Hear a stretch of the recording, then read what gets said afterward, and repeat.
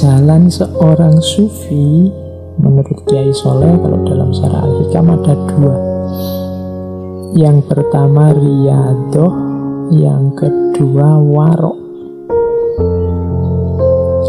Jadi teman-teman yang sudah nawa itu ingin tirakatan, ingin lebih dekat kepada Allah, katanya Kiai Soleh, tempuhlah dua jalan. Yang pertama riyadhah, yang kedua warok. Riyadhah ada 4 sarannya Kiai Soleh. Yang pertama, tahan melek. Tahan melek itu tahan menyedikitkan tidur. Yang kedua, menyedikitkan makan, tahan lapar. Yang ketiga, menyedikitkan bicara. Yang keempat, menyedikitkan campur dengan orang lain.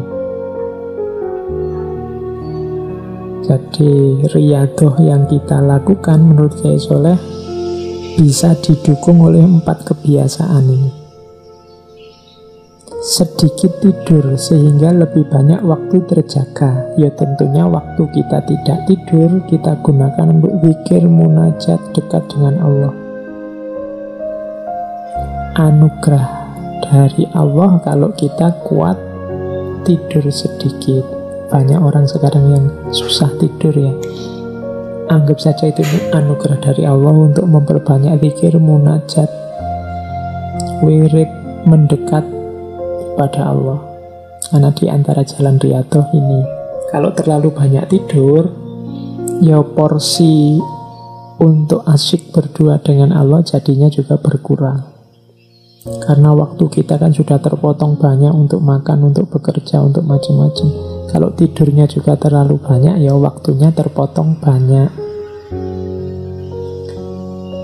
Yang kedua, menyedikitkan makan, tahan lapar, banyak puasa. Banyak puasa punya manfaat, daya tahan spiritual kita kuat. Karena puasa itu melatih menahan diri. Orang yang gemar puasa itu biasanya mudah menahan nafsunya. Dan ini memudahkan jalan dalam riyadhah. Ditahan melek, tahan lapar. Yang ketiga, tidak banyak ngomong, mengurangi pembicaraan. Kalau hari ini mungkin ditambah mengurangi ngobrol lewat WA, lewat Facebook, lewat medsos. Jadi menghindari yang tidak penting, yang tidak perlu. Semakin banyak ngomong, semakin banyak salah. Terlalu banyak posting, pada saatnya ada 1-2 yang keliru. Kadang-kadang kan kita saking semangatin nulis WA-an, Facebook-an, posting, kadang-kadang ada yang typo, kadang-kadang ada yang salah ruang, kadang-kadang itu karena kita terlalu banyak tahan bisu, menghindari pembicaraan yang tidak penting. Yang keempat, tahan berpisah dengan manusia. Maksudnya memperbanyak kebersamaan dengan Allah dalam rangka menyegarkan jiwa, dalam rangka mengheningkan batin. Karena kalau terus-terusan kita terjun ke tengah keramaian, itu biasanya susah untuk menemukan keheningan. Cari waktu untuk kita berdua dengan Allah saja. Mungkin lewat ibadah, mungkin lewat doa, mungkin lewat munajat, mungkin lewat zikir, lewat tafakur, monggo. Dan tidak harus malam hari. Setiap orang silahkan mengambil strategi sendiri-sendiri. Gimana caranya untuk lebih banyak kholwat tapi bersama Allah. Jalan pertama itu riyadhah. Yang kedua adalah jalan warok. Riyadhah itu unsur aktifnya, kalau warok ini unsur pasifnya. Unsur pasifnya apa warok itu? Kalau menurut Kiai Soleh ada 4. Ini sama dengan pandangannya Imam Ghazali. Jadi warok itu ada warok udul atau warok adil, ada warok solihin, ada warok muttaqin, ada warok siddiqin. Warok adil itu orang yang menjaga kesucian dirinya dari melakukan yang diharamkan oleh syariat. Ini warok adil. Jadi adil. Kalau memang haram, kita menjaga diri tidak nabrak itu. Ini minimal.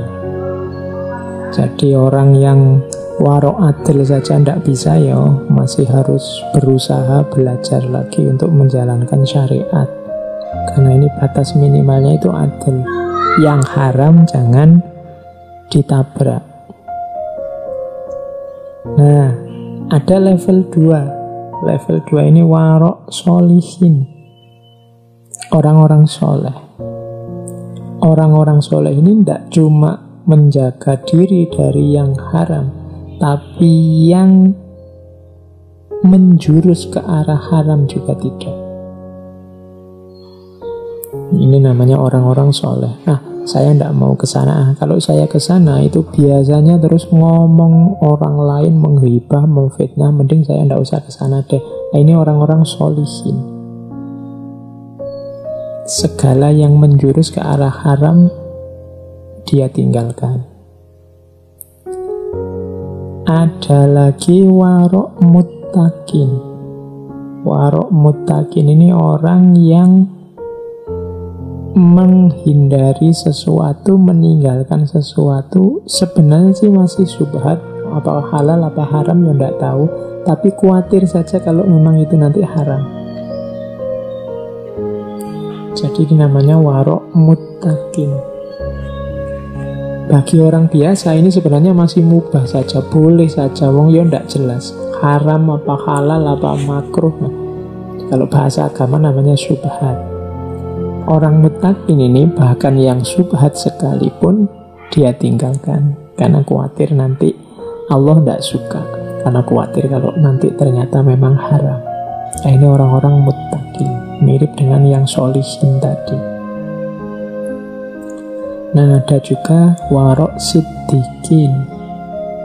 Warok siddiqin ini, kalau tadi kan yang muttaqin yang syubhat, kalau ini sebenarnya halal, tapi sedikit-sedikit ada potensi jangan-jangan tercampur yang haram, maka dia tinggalkan. Di situ ada contoh, misalnya minum air yang disedekahkan orang yang tempat kerjanya penuh kecurangan. Misalnya orang yang kerjanya di tempat yang banyak korupsinya, kok yontilalah dia pas kita haus ngasih kita air.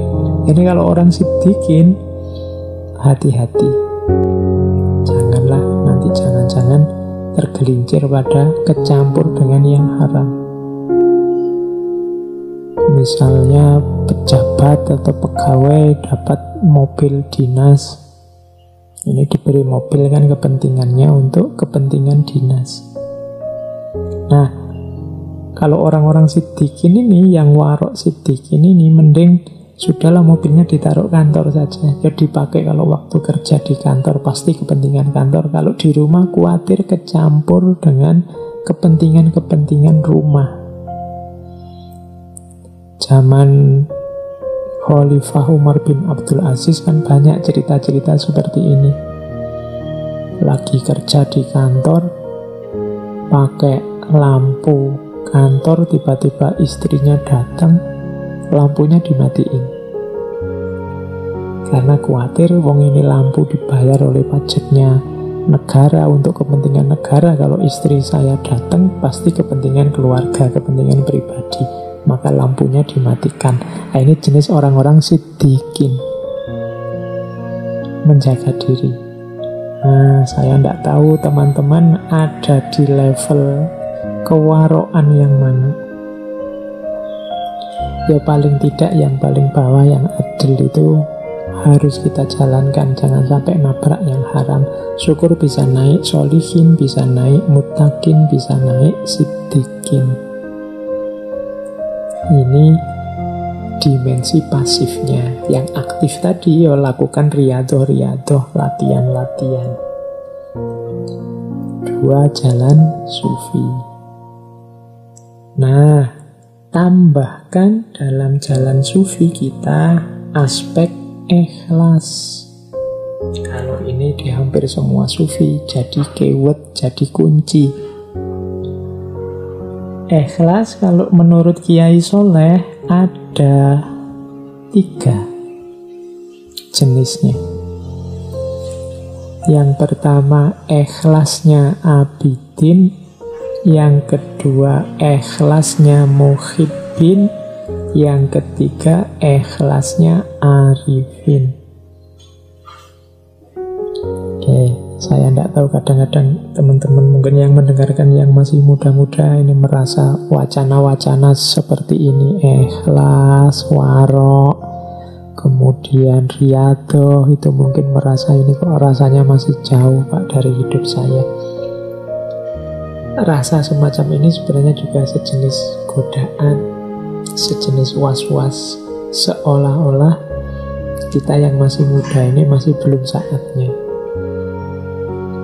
Tapi kalau tidak kita mulai sekarang, di belakang nanti ya perjuangannya lebih berat. Kalau pakai bahasanya para sufi, ini namanya wilayah yang hakiki. Jadi kenyataan hidup kita yang hakiki, hidup yang sejati itu di sini. Kalau dalam bahasa Islam kan inna lillahi wa inna ilaihi roji'un. Pada saatnya pasti kita nanti kembali ke Allah. Pada saatnya jatah umur kita akan habis, dan yang akan berguna yang hakiki-hakiki ini.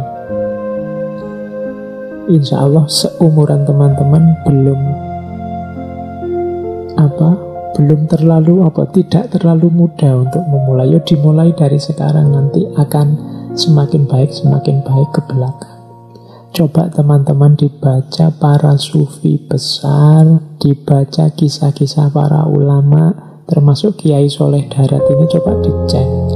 Kiai Soleh ini pada usia seperti teman-teman sekarang, mungkin yang muda-muda, yang para mahasiswa sekitar 20 ke atas, itu Kiai Soleh sudah bisa apa, sudah mampu apa, sudah khatam kitab apa, sudah menjalani riyadhah apa.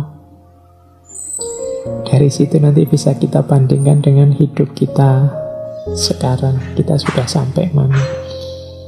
Yo insya Allah tidak sehebat Kiai Soleh, makanya ndak apa-apa dimulai sekarang, jangan nunggu nanti.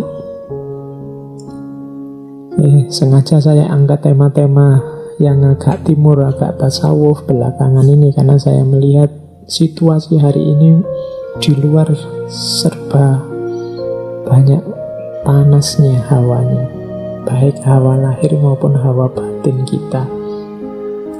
Mungkin sudah saatnya, mungkin Allah juga mengingatkan kita, saatnya untuk kembali ke dalam diri, saatnya untuk ilaihi roji'un.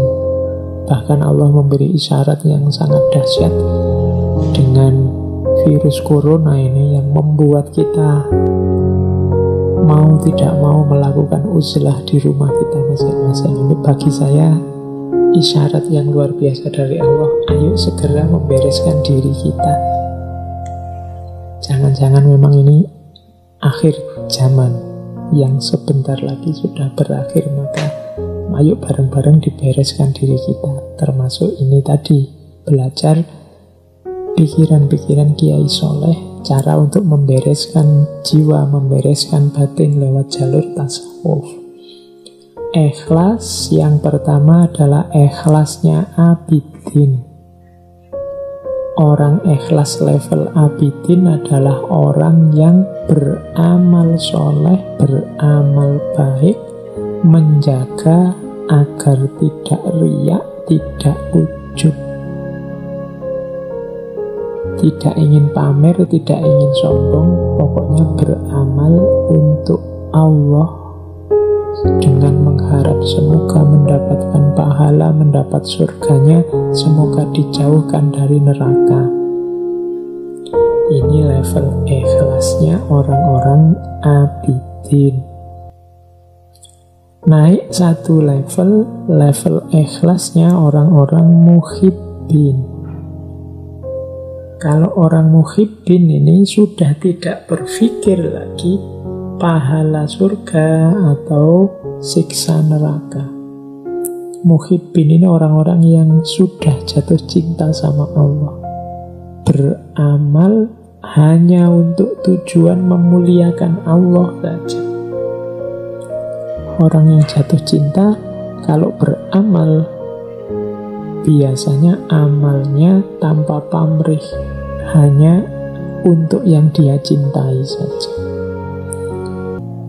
Kalau kita beribadah pada Allah karena kita cinta pada Allah, tidak menunggu pahala, tidak sekedar berlindung dari siksa, kita sudah ikhlas di level 2, level muhibbin. Ada ikhlas di level paling tinggi. Kalau ikhlas di level paling tinggi ini ikhlasnya orang-orang arifin. Di level paling tinggi ini orang yang punya kesadaran bahkan aku bisa beramal baik ini bukan karena jasaku. Semuanya yang menggerakkan, yang membuka hati, yang memungkinkan aku beramal baik hanya Allah saja. Aku tidak punya daya, tidak punya upaya, tidak punya kehendak. Semua yang mengatur semua ini adalah Allah saja. Jadi ikhlasnya orang arifin. Kalau yang muhibbin tadi masih ada rasa aku mempersembahkan semuanya untuk Allah. Ini kan masih ada akunya yang berusaha. Tapi level arifin, bahkan yang aku lakukan ini hakikatnya pemberian Allah juga. Jadi aku tidak punya jasa sama sekali apapun. Nah, ini level orang arifin, punya kesadaran bahwa yang membuat aku bergerak dan membuat aku diam itu ya Allah. Tidak sekedar mempersembahkan perbuatan untuk Allah seperti di orang-orang muhibbin, atau mengharapkan pahala dan menjauh dari neraka seperti di orang-orang abidin. Maka orang-orang arifin ini diantara cirinya selalu bersyukur. Alhamdulillah Allah menakdirku jadi orang yang taat, jadi orang yang patuh, jadi orang yang mau beramal soleh. Karena ada orang lain yang digaris untuk melakukan yang sebaliknya. Nah, itu cirinya orang arifin. Jadi ikhlas ternyata ada 3. Maka teman-teman tidak usah khawatir, Pak, kok saya masih incerannya surga ya Pak, masih tidak ingin masuk neraka ya Pak. Tidak apa-apa, itu pun sudah ikhlas. Meskipun ikhlas level abidin. Kalau di bawah ini, kalau di luar abidin apa Pak? Ya tadi, kalau di luar abidin, di bawah abidin berarti beramal hanya untuk pamer, beramal hanya untuk ujub, disombongkan, atau beramal karena duniawi, tidak karena Allah. Demi kemasyhuran, demi kekayaan, demi dipuji orang, itu berarti bawahnya abidin. Kalau abidin ya karena Allah, lillahi ta'ala, cuma sambil mengharapkan pahala dan ingin dilindungi dari siksa. Kalau muhibbin, tidak ada pamrih apa-apa, hanya untuk Allah saja amalnya. Kalau arifin, bahkan amal yang aku lakukan bukan dari aku, semuanya anugerah dari Allah. Nah, ini namanya ikhlas. Jadi menempuh jalan sufi lewat riyadhah, kemudian menjaga diri lewat warok, dan semua itu dihiasi